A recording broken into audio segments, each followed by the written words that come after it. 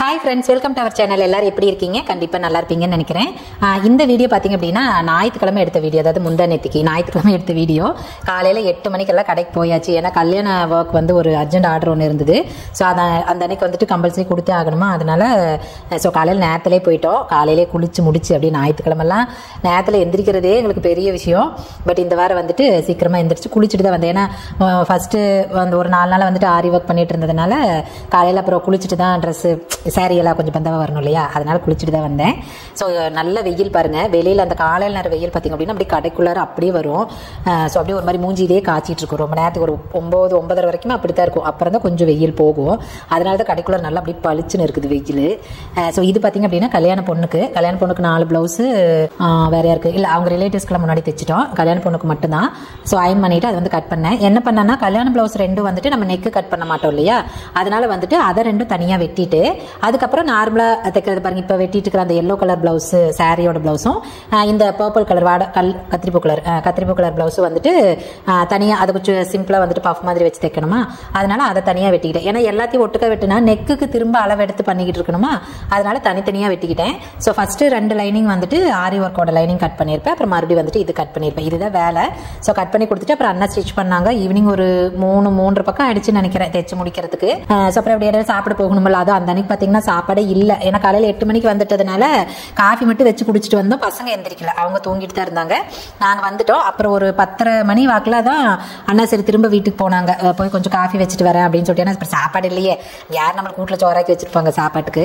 ஆனால் சரி போய் காஃபி மட்டும் இன்னொருக்கா வச்சுட்டு வரேன், அப்புறம் பார்க்கலாம் கொஞ்சம் வேலையை முடிச்சு மதியானம் போயிடலாம் அப்படின்ட்டு போனாங்க. அப்புறம் பாப்பா எந்திரிச்சிருந்தாலாமா, அவள் தான் எந்திரிச்சிருக்க, தம்பி எந்திரிக்கல, அதுவும் டிவி பார்த்துக்கிட்டு உட்காந்துருந்தா அப்படின்னாங்க. அப்புறம் சரின்னு காஃபி வச்சுட்டு அவளுக்கும் கொடுத்துட்டு மறுபடியும் எங்களுக்கு கொடுத்துட்டாங்க. அவள் வரல, டிவி பார்த்துட்டு வீட்டில் இருந்துக்கிறேன்ட்டாலாமா, அதனால வந்துட்டாங்க. அப்புறம் வந்து ஸ்டிச் பண்ணிட்டு அப்புறம் 3 மணி பக்கம் ஆயிடுச்சு. அப்புறம் மதியானம் போய் மதியானம் அந்த கடையில் தான் வாங்கிட்டோம் சாப்பாடு. அப்புறம் போய் என்னாரும் சமைச்சு சாப்பிட, பசங்க பசியோட வேறு இருப்பாங்க அப்படின்னு சொல்லிட்டு அப்புறம் சாப்பாடு கடையில் ஃபுல் மீல்ஸ் வாங்கி அப்புறம் சாப்பிட்டுட்டு அப்புறம் திரும்ப வந்துட்டு வேலை செஞ்சுட்டு கஸ்டமர் வரதுக்கு பார்த்தீங்கன்னா நைட் ஆகிடுச்சு. ஒரு 7:30 மணி, 7 to 7:30 தான் வந்தாங்க. ஸோ அதுக்கப்புறம் வந்து வாங்கிட்டு போனதுனால அப்புறம் அந்த அன்னைக்கு டைம் ஆயிடுச்சு. அதுக்கப்புறம் தான் நைட் அதுக்கு மேலே வந்து சமைச்சு 10 மணி ஆயிடுச்சு சாப்பிட்டு முடிக்கிறதுக்கே. ஸோ இந்த அன்னைக்கு வந்துட்டு வேலை இப்படி தான் ஓடிட்டு இருந்துச்சு. ஸோ இதில் பார்த்தீங்க அப்படின்னா நான் வந்து இது ஆல்ரெடி சொல்லியிருக்கேன், நிறைய வீடியோவில் சொல்லியிருப்பேன். பட் அதனால் என்ன தான் சொன்னாலும் கூட இவங்களை மட்டும் நம்மளால் மாற்றவே முடிய மாட்டேங்குது இல்லைங்க. ஆக்சுவலாக இந்த கஸ்டமர் பார்த்தீங்க அப்படின்னா நம்மளோட ரெகுலர் கஸ்டமர் ஒருத்தங்க, அவங்களோட ரிலேட்டிவ். இந்த கல்யாண பொண்ணு வந்து அவங்களோட ரிலேட்டிவ், அவங்க ரொம்ப க்ளோஸ் ரிலேட்டிவ் தான். ஸோ அவங்க மாப்பிள்ளை வீடு வேற ஊர். அப்புறம் அவங்க வந்து சொன்னாங்களாமா, நீங்கள் அங்கேயே தைச்சிக்கோங்க. ஏன்னா இது கல்யாண ப்ளவுஸ் வந்து மாப்பிள்ளை வீடு தானே காசு கொடுக்கணும், அதனால சரி நீங்கள் எங்கே தைக்கிறீங்களோ அங்கேயே தைச்சிக்கோங்கன்னு சொல்லிட்டாங்க. ஆனால் அந்த பொண்ணு சொல்லிச்சா இல்லை நான் வந்து மாப்பிள்ளை பையன் வந்து சொல்லியிருக்காங்க, நாங்கள் இங்கே எங்களுக்கு தெரிஞ்ச பக்கம் இங்கேயே நாங்கள் ஸ்டிச் பண்ணிக்கிறோம் அப்படின்னு சொன்னாங்களா. அதுக்கு அந்த பொண்ணு சொல்லிச்சா இல்லை நான் எங்கள் அண்ணி எங்கே கொடுப்பாங்களோ அங்கே தான் கொடுப்பேன், நான் அங்கேயே கொடுத்து வச்சுக்கிறேன், அந்த அக்கா சூப்பராக ஸ்டிச் பண்ணி கொடுப்பாங்க அப்படின்னு சொல்லியிருக்காங்க. ஏன்னா இவங்க ரெகுலர் கஸ்டமருங்கிறதுனால அப்புறம் அவங்களோட ஃபேமிலி எல்லாத்துக்குமே நம்ம தான் தைப்போமா, டிசைன்லாம் வந்துட்டு எப்படி கேட்குறாங்களோ அது மாதிரி பண்ணி கொடுப்போமா. இன்னும் சொன்னால் அவங்க கொஞ்சம் பட்ஜெட்டில் தான் ஸ்டிச் பண்ணுவாங்க, ரொம்ப ஹெவியாக எப்போவுமே பண்ண மாட்டாங்க. ஸோ அதனால் அப்படின்னு சொல்லியிருக்கா, சொல்லங்காட்டி சரி அப்படின்னு சொல்லி கொடுத்து விட்டுட்டாங்க. அப்புறம் அந்த பொண்ணு வந்தாங்க துணி கொடுக்குறப்ப 1 வீக் டைம் தான். போன வெள்ளிக்கிழமை கொடுத்தாங்கன்னு நினைக்கிறேன். நம்ம இந்த சனிக்கிழமை கொடுக்குறேன்னு சொல்லியிருந்தேன், கொஞ்சம் முடியல, அதனால ஞாயிற்றுக்கிழமை கொடுத்தோம். ஸோ அவங்க கொடுக்க வரப்போ அவங்க இன்னொரு அண்ணி, அவங்களோட அண்ணா ஒய்ஃப் ஒருத்தங்க வந்திருந்தாங்க. ஸோ வந்தாங்க, பேசினாங்க, டிசைன்லாம் வந்துட்டு ஃபஸ்ட்டு எவ்வளோ வரும்னு கேட்டாங்க. அப்புறம் நான் சொன்னேன் இவ்வளோ வருங்க, இந்த மாதிரி ஒர்க் பண்ணால் இவ்வளோ வரும்னு அப்ராக்சிமேட்டாக கல்யாண பொண்ணுக்குன்னா இப்படி பண்ணால் தான் நல்லாயிருக்கும் அப்படின்னு சொல்லிட்டு நான் சொல்லியிருந்தேன். அதே மாதிரி அவங்களும் சரின்ட்டாங்க. அப்புறம் ஒரு ப்ளவுஸ்க்கு வந்து அந்த பார்டர் ஹைலைட் பண்ணியிருந்தோம், அந்த மெரூன் கலர் ப்ளவுஸு. இன்னொரு ப்ளவுஸ் லைன் ஒர்க். ஃபஸ்ட்டு சொல்கிறப்ப அந்த பொண்ணு லைன் ஒர்க் வேணும் அப்படின்னால எதுவும் சொல்லலை, மொட்டையாக தான் வந்து சொன்னாங்க. நான் 2 ப்ளவுஸ்க்கும் அப்ராக்சிமேட்டாக இவ்வளோ வருங்க, இவ்வளோக்குள்ள நான் பண்ணித்தரேன் அப்படின்னு சொல்லியாச்சு. அப்புறம் மீதி 2 வந்து சும்மா வெறும் பஃப் மட்டும்தான், நெக்குக்கெல்லாம் பைப்பிங் மட்டும்தான். அதனால எவ்வளோ வரும்னு கேட்டாங்களா, சரின்னு அப்புறம் ஏன்னா மாப்பிள்ளை வீட்டில் சொல்லணுமில்ல கேட்டங்காட்டி அப்புறம் நான் அப்ராக்சிமேட்டாக சொன்னேன், ஒரு 7 ரூபாய்க்கு மேலே வருங்க, 7 ரூபாங்க, அதுக்கு கொஞ்சம் முன்ன பின்ன வரும், கண்டிப்பாக எச்சு ஒரு 200-300 எச்சு வருங்க அப்படின்னு வந்து நான் சொல்லியிருந்தேன். சரி ஓகே, நான் அதையும் கூப்பிட்டு என் முன்னாடி தான் அவங்க சொல்கிறாங்க, பேசியாச்சு. அதுக்கப்புறம் ஃபால்ஸ் 4 சாரிக்கும் லைனிங் மட்டும் கொண்டு வந்துட்டாங்க, ஃபால்ஸ் வந்து எடுத்துகிட்டு வரல. அப்புறம் நான் கேட்டதுக்கு ஃபால்ஸ் எடுக்கலைங்க வந்துட்டு சரி நீங்கள் வச்சுருங்க அப்படின்னாங்க. சரி அப்படின்னு அப்புறம் வந்து ஃபால்ஸ் நீங்கள் ஃப்ரீயாகவே வச்சு கொடுங்க. நான் சொன்னேன் ஃபால்ஸ் ஃப்ரீயாலாம் வைக்க முடியாதுங்க, நாங்களும் காசு கொடுத்தானே வாங்கணும், சும்மா உங்களுக்கு எப்படி தைச்சு தர முடியும், இன்னும் நீங்கள் கேட்டது பட்ஜெட்டே கம்மி தான், அதுக்கு நான் பண்ணி கொடுக்குறதே பெருசு, இதில் ஃபால்ஸ் எல்லாம் வைக்க முடியாது அப்படின்னு நான் சொல்லிட்டு இருந்தேன். அதுக்கு அண்ணா விளையாட்டுக்கு என்னங்க, எடுத்துகிட்டு வந்திருந்தீங்கன்னா கூட பரவாயில்ல, எடுத்துகிட்டு வரல அப்புறம் சும்மா வச்சு கொடுங்கன்னா எப்படி வச்சு கொடுக்குறது அப்படின்னாங்க. அப்படின்ட்டு பேசிட்டு சரின்னு விட்டுட்டோம்.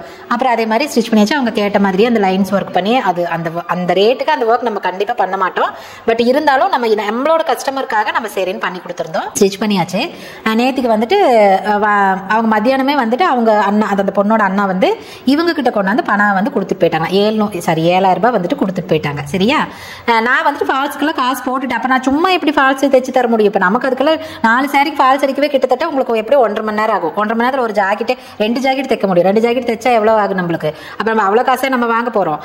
அதனால நான் ஃபால்ஸ் எல்லாம் சும்மாலாம் பண்ணி கொடுக்க முடியாது அப்படின்னு சொல்லிட்டேன். அதனால எழுதிட்டு டோட்டலாக பார்த்தீங்க அப்படின்னா 7,420 ரூபா வந்துச்சுங்க. நான் என்ன பண்ணேன், அந்த 120 ரூபாயும் கம்மி பண்ணிட்டு 7,300 தான் சொன்னேன். சரியா, சொல்லியாச்சு. அதுக்கப்புறம் அவங்க வந்து அதுக்கு முன்னாடியே 7,000 ரூபாய் கொண்டு வந்துட்டு இந்த பொண்ணு வீட்டில், நம்ம கஸ்டமர் வீட்டில் கொடுத்துட்டு போயிட்டாங்களாமா. அப்புறம் நான் ரெடி ஆனதுக்கு உடனேவே வந்துட்டு வாட்ஸ்அப்பில் வந்துட்டு டீட்டெயிலாக பில் எழுதி, பில்லில் நம்ம அட்டையில தான் எழுதி அதை வந்து அவளுக்கு வாட்ஸ்அப் பண்ணிட்டு அவளோட ப்ளவுஸு ப்ளஸ் அந்த பொண்ணோட ப்ளவுஸு எல்லாமே நம்ம வந்து கொடுத்துட்டோம். கொடுத்ததுக்கப்புறம் அப்புறம் அவள் வரத்துக்கு சாயந்தரம் ஆயிடுச்சு. அப்புறம் வந்ததுக்கப்புறம் சொன்னாக்கா, என்னங்கக்கா ரேட்டு ஜாஸ்தியாக போட்டிருக்கீங்க அப்படின்னால, என்ன ரேட்டு ஜாஸ்தியாக போட்டிருக்கேன் அப்படின்னா, இல்லை நீங்கள் 7,000 ரூபா தானே சொன்னீங்க, 7,300 போட்டிருக்கீங்க அப்படின்னு இவ்வளோ அப்படி தான் கேட்டேன். அப்புறம் நான் பேசினேன், எனக்கு உண்மையால கோவம் வந்துருச்சு. அப்புறம் அந்த ஏகனே நான் நீங்க தானே கிட்டேயே இருந்தேன், நான் 7,000 எக்ஸாக்டாக சொன்னேன்னா, முன்ன பின்ன அப்ராச்மெண்ட்னு சொன்னல, அப்ராச்மெண்ட்னா முன்ன பின்ன ஆகுன்னு தானே அர்த்தம். நான் ஆரி ஒர்க்குக்கு நான் சொன்ன ரேட்டை ஒரு துளி கூட சேஞ்ச் பண்ணலை. இந்த ரேட்டுக்கு நீங்கள் இந்த ஆரி ஒர்க் வெளியில் கொடுத்து பாருங்கன்னா விசாரிச்சு கூட பாருங்க, ஒன்றும் தப்பு கிடையாது. இருந்தாலும் அவள் லைன்ஸ் ஒர்க் அதுக்கப்புறம் தான் அவள் சொன்னா, நான் அப்போ வந்து அதை எச்சு போட்டிருக்கணும். இருந்தாலும் சரி சொல்லிட்டு அவங்களும் கூப்பிட்டு மாப்பிள்ளை வீட்டில் சொல்லிட்டாங்க, நான் எப்படி சேஞ்ச் பண்ணுறது அப்படின்னு சொல்லிட்டு நான் சரி ஓகேன்னு விட்டுட்டேன். அப்படிங்கிறப்ப நான் வந்து அதுக்கு ஏதாவது ரேட் போட்டிருக்கேன்னா, மீதி 2 ப்ளவுஸ்க்கு நான் ஸ்டிச் பண்ணாதாங்க தெரியும் எப்படி இவ்வளோ வரும்னு அப்ராச்மெண்ட்டாக தானே சொன்னேன். அதான் அவங்க கூப்பிட்டு மாப்பிள்ளை வீட்டில் சொன்னாங்கல்ல. அப்புறம் என்ன அது 300 ரூபாய்க்கு என்ன தானே இவ்வளோ தூரம் கேட்குறேன் அப்படின்னு. அக்கா நான் ஒன்றும் சொல்லலாங்க்கா, அவள் வந்து என்ன அவங்க 7,000 தானே சொன்னாங்க, இப்போ 7,300 சொல்கிறாங்க அப்படின்னு சொல்லி கேட்டாங்க்கா என்கிட்ட. 7,000 ரூபா தான் கொடுத்துட்டு போயிருக்காங்க அப்படின்னு. நான் இதுக்கு மேலெல்லாம் குறைச்சிக்க முடியாதுக்கா, அப்படியெல்லாம் குறைச்சி அப்புறம் இந்த வேலை ஏன் செய்யாட்டி, இந்த ஒரு வாரத்தில் உங்களுக்கு ஒரு வாரத்துக்கு 2 ப்ளவுஸ் பண்ணி கொடுத்து எவ்வளோ கஷ்டம்னு எங்களுக்கு தான் தெரியும், அப்படியெல்லாம் நான் பண்ணவே முடியாதுக்குன்னு அப்படின்ட்டு நான். அப்படிங்காட்டி அப்புறம் மறுபடியும் அந்த பொண்ணுகிட்ட கூப்பிட்டு ஃபோன் பண்ணால் அந்த பொண்ணு ஃபோனே எடுக்க மாட்டேங்குது. அவள் கூப்பிட்றா. அப்புறம் சரி மறுபடியும் கூப்பிட்டு ஒரு 10 நிமிஷமா, ஒரு அரை மணி நேரம் பக்கம் ஆயிடுச்சு. அப்புறம் தான் ஃபோன் பண்ணா. அப்புறம் ஃபோன் பண்ணி அப்புறம் கேட்குறேன், நீ என்கிட்ட அவ்வளோ அதை தான் கேட்குறா, நீங்கள் இவ்வளோ தானே சொன்னீங்க. அப்போ நான் சொன்னேன், நான் தெளிவாக தாங்கன்னு சொன்னேன், நான் என்றைக்குமே சொன்ன வார்த்தையை நான் என்றைக்குமே மாறுறது கிடையாது. இப்போ கூட இந்த ப்ளவுஸுக்கு கூட அண்ணா என்னை சத்தம் போட்டார், நீ என்ன இவ்வளோ காசு கம்மியாக சொல்லியிருக்க, நீ எதுக்கு இந்த வேலை பண்ணுறேன்னு என்னை சத்தம் தான் போட்டார். இருந்தாலும் சரி சொல்லியாச்சுங்க, அவள் திடீர்னு எனக்கு லைன்ஸ் தான் வேணும்னு கேட்பேன்னு எனக்கு எப்படி தெரியும். நாங்கள் டிசைனை சொன்னோம், இல்லைங்க நீ இந்த மாதிரி வேணாம், பார்டரில் பண்ணுறப்ப ஹைலைட்டாக தெரியாது, நம்ம இந்த மாதிரி வேறு பண்ணிக்கலாம்னு சொல்லியும் அந்த பட்ஜெட்டுக்கு தகுந்த மாதிரி சொன்னால் வேகம் எனக்கு இதே தான் வேணும் அந்த ப்ளவுஸு அப்படின்ட்டு. அப்படின்னு சொன்னதுக்கப்புறம் நான் எப்படி மாற்ற முடியும் அப்படின்னு சரின்னு சொல்லிட்டேங்க அப்படின்னு அவரை சமாளிச்சுக்கிட்டேன். ஸோ அப்படிங்கிறப்ப அந்த 300 ரூபாய்க்கு எவ்வளோ தூரம் பேசுகிறா தெரியுமா? சின்ன பொண்ணு, இத்தனைக்கும் நம்ம வயசுக்கு நம்மளுக்கு பேச தெரிய மாட்டேங்குது. அந்த பொண்ணு சின்ன பிள்ளை அவ்வளோ தூரம் பேச. அப்புறம் உடனே அவங்க அண்ணி இந்த கூட வந்தாங்கல்ல ஒரு அண்ணி, அவங்க கிட்ட கான்ஃபரன்ஸ் போட்டு அவங்க அண்ணி அதை கேட்டாங்க. அப்போ நான் சொன்னேன், நான் உங்ககிட்ட ஃபால்ஸ் நான் ஃபால்ஸுக்கு தான் அப்படி காசு போட்டிருக்கேன், அது சேர்த்துறப்பதான் இந்த மாதிரி வந்திருக்கு. அப்புறம் ஹேங்கிங் வச்சிருக்கிறோம், மணி வாங்கி வச்சிருக்கோம். மணி என்னங்க நம்ம அப்பா வேங்க கடை வச்சிருப்பாரு கருமோ, வர புள்ள வந்தா சும்மா கொடுக்கறதுக்கு எல்லாமே நம்ம காசு போட்டுதானங்க வாங்கணும். அது ஏன் இந்த கஸ்டமர் புரிய மாட்டேங்குதுன்னு எனக்கு தெரியல. அப்புறம் அதுக்கு சேர்த்து தாங்க சொல்லியிருக்கேன். அதுவும் பாருங்க இவ்வளவு, நான் அதுவே 120 ரூபா கம்மி பண்ணி தான் நான் 300 ரூபாயை போட்டிருக்கேன். அது கம்மியா பண்ணா நான் அது காசு வாங்குறதே வேஸ்ட் தான், எனக்கு கட்டுப்படியே ஆகாது அப்படிங்காட்டி இல்ல நான் 7 ரூபா தான் காசு மாப்பிள்ளை வீட்டில் சொல்லியிருந்தேன், இப்போ நீங்க 300 ரூபா சேர்த்து கேட்கறீங்க அப்படின்னு. நான் சேர்த்து கேட்கறேன்னா நான் அப்படியே தான் கேட்டேன், செய்யாத வேலைக்கு காசு கேட்டேன்னா உங்களை என்னங்க இப்படி சொல்றீங்க, என் முன்னாடி தானே ஃபோன் பேசுறீங்க, அப்ராச்மெண்ட்டே நீங்க அவங்ககிட்ட அப்படிதான் சொன்னீங்க, அப்புறம் இப்ப கேட்ட இப்படி சொல்றீங்க, அப்படியெல்லாம் வாங்க சரி அப்படின்னா விடுங்க, நான் ஏன் அப்படி கம்மி பண்ணணும், நான் அந்த லைன்ஸ் ஒர்க்குக்கு எனக்கு இவ்வளவுதான் கட்டுப்படி ஆகும், அப்ப இன்னொரு 1000 ரூபாய் சேர்த்து கொடுங்க.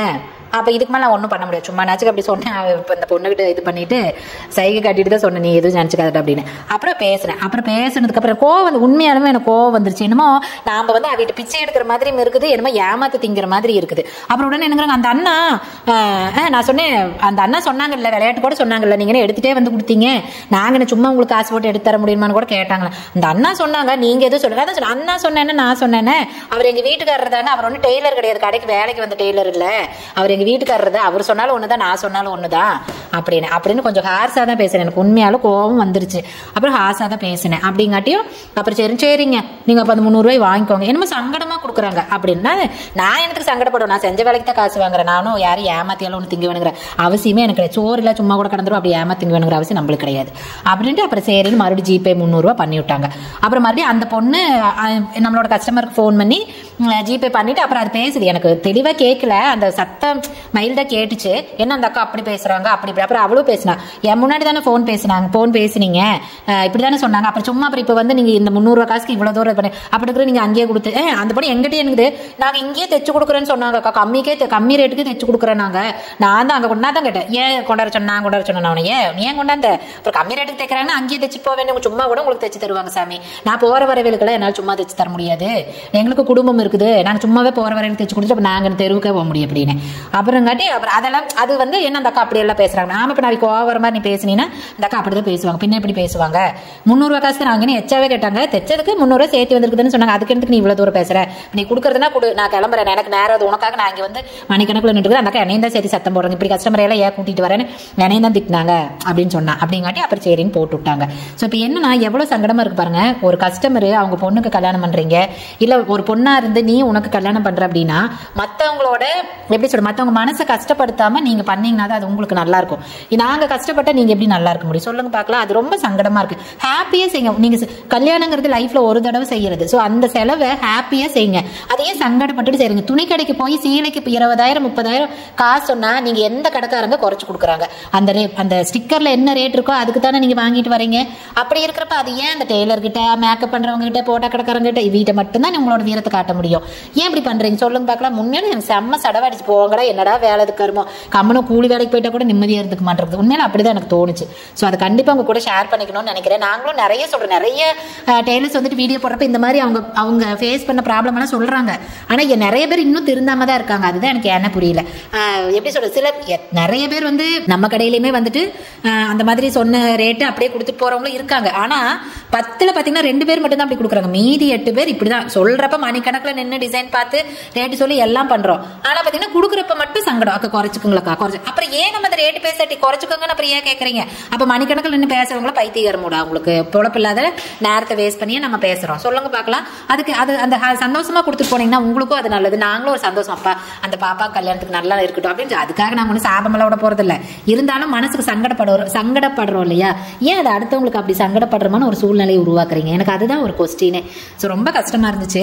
நிறைய பேர் கண்டிப்பா இதை ஃபேஸ் பண்ணுவீங்க, ஃபேஸ் பண்ணிட்டு தான் இருப்போம், ஃபேஸ் பண்ணித்தான் ஆகணும். இது தலையெழுத்து நம்மளுக்கு மட்டும்தான். ஸோ அதனால உங்களுக்கு சொல்லணும்னு தோணுச்சு, அதனால சொன்னேன். தயவு செய்து கஸ்டமர்ஸ் வந்து இந்த மாதிரி பண்ணவே பண்ணாதீங்க. உங்களுக்கு வந்து இத்தனைக்கும் அவங்க பட்ஜெட் சொல்லி அவங்க பட்ஜெட்டுக்கு இவ்வளவுதான் பண்ண முடியும்னு சொல்லி நான் அதை விட ஜாஸ்தியாக தான் பண்ணி கொடுத்துருக்கேன். அப்படிங்கிறப்போ திரும்ப வந்து குறைச்சுக்கோனா மனசுங்க எவ்வளவு கோவம் வரும். அப்ப நாங்க வந்து கோவமே படக்கூடாது. நீங்க குறைச்சு கேட்டாலும் சிரிச்சுக்கிட்டு இந்தாங்க 7,000 ரூபாய்க்கு இந்தாங்க 6,000 ரூபாய்க்கு வாங்கிக்கோங்கன்னு கொடுத்தா சந்தோஷப்படுவீங்க. அந்த 300 ரூபாய்க்கு 3 மணி நேரம் பேசுறீங்க. சொல்லுங்க பார்க்கலாம். ஸோ அப்ப போங்க, முடியலங்க அந்த வேலை பண்ணி. சரி ஓகேங்க, அவ்வளோதான். இன்னைக்கு வந்துட்டு இதை தான் சொல்லணும்னு தோணுச்சு. எத்தனை சொன்னாலும் அவங்களும் மாற போகிறதில்ல, நம்மளும் புலம்பிகிட்டே தான் இருக்க போகிறோம். இது நம்ம தலையெழுத்து, என்னத்தை பண்ணுறது. ஸோ அதனால முடிஞ்ச அளவுக்கு கஸ்டமர் வந்து துணி கொடுக்குறீங்கன்னா இப்படி வந்து பேரமே பேசாதீங்க. பேசுங்க, தப்பு இல்லை. இவ்வளோதான் பட்ஜெட்டுன்னு சொல்லி பண்ணுங்க, அது தப்பு கிடையாது. பட் அதை வந்து முன்னாடியே சொல்லிடுறீங்கல்ல, அப்புறம் மறுபடியும் காசு கொடுக்க வரப்ப அப்படி கேட்காதீங்க. அதுதான் சங்கடமாகிறது. சந்தோஷமா நீங்கள் பேசின என்ன ப்ரைஸுக்கு நம்ம சொல்லியிருக்கிறோமோ அந்த ப்ரைஸ் ஹாப்பியாக கொடுத்துட்டு போங்க. அதுதான் உங்களுக்கும் அது வந்து ஹாப்பியாக இருக்கும், நாங்களும் சந்தோஷப்படுவோம். சரிங்களா? நம்ம வந்து வேலை செய்யறது நாங்கள் பிழைக்கணும்னு தான் வேலை செய்கிறோம். நாங்கள் சும்மா இப்படி வேலை செஞ்சு கொடுக்க முடியாது, எங்களுக்கும் குடும்பம் இருக்குது இல்லை, அப்புறம் அதை யோசிக்கணுமில்ல. ஸோ அதனால பார்த்துக்கோங்க. இல்லை உங்களுக்கு கட்டுப்படி ஆகலைன்னா தாராளமாக நீங்கள் இல்லைங்கக்கா எனக்கு கட்டுப்படி ஆகாதுங்க நான் வேற பக்கம் தைச்சுக்கிறேன்னு போயிடலாம். அதுவும் தப்பு கிடையாது தான். நீ எங்கிட்டயே தையணும் நான் யாருக்கிட்டையும் இது வரைக்கும் சொன்னதும் கிடையாது. அப்படி ஒரு வேளை உங்களுக்கு கட்டுப்படி ஆகலைனாலும் தாராளமாக வேற பக்கம் தைச்சுக்கலாம். ஆனால் எங்களை நீங்கள் வந்து ஹாப்பியாக நல்லா ப்ளவுஸ் கிராண்டாக போடணுங்கிறதுக்காக நாங்கள் பட்டினியாக கிடக்க முடியாது இல்லை. அதை கொஞ்சம் புரிஞ்சுக்கிட்டீங்கன்னா பரவாயில்ல, ரொம்ப சந்தோஷமா இருக்கும். ஸோ அவ்வளோதாங்க இன்னைக்கு வீடியோக்கு. வேற ஒன்றும் இல்லை, இதை தவிர வேற சொல்றதுக்கு ஒன்றும் இல்லை. நிறைய இருக்கு டிப்ஸ் எல்லாம் இருக்குது, சொல்லுவேன் ஃபியூச்சரில். கண்டிப்பாக கவலைப்படாது. அந்த ஃபியூச்சர் மீன்ஸ் அடுத்தடுத்த வீடியோவில் கவலைப்படாதீங்க. ஸோ இன்னைக்கு இந்த வீடியோ தான், வேற ஒன்றும் கிடையாது. ஸோ கண்டிப்பாக இந்த வீடியோ பிடிச்சிருக்குன்னு நினைக்கிறேன். இந்த விஷயம் மாதிரி உங்களுக்கும் நடந்திருக்கா அப்படின்னு சொல்லிட்டு எனக்கு கமெண்ட் பண்ணுங்க, நானும் தெரிஞ்சுக்கிறேன். ஸோ இந்த கஸ்டமர்ஸ் இந்த கமெண்ட் பார்க்குறப்போ இல்லை இந்த வீடியோ பார்க்குறப்போ கொஞ்சமாவது சேஞ்ச் பண்ணிக்க ட்ரை பண்ணுங்க. சரியா? சரி ஓகேங்க, இந்த வீடியோ அவ்வளோதான். நம்ம இன்னொரு வீடியோவில் பார்க்கலாங்களா? பாய்.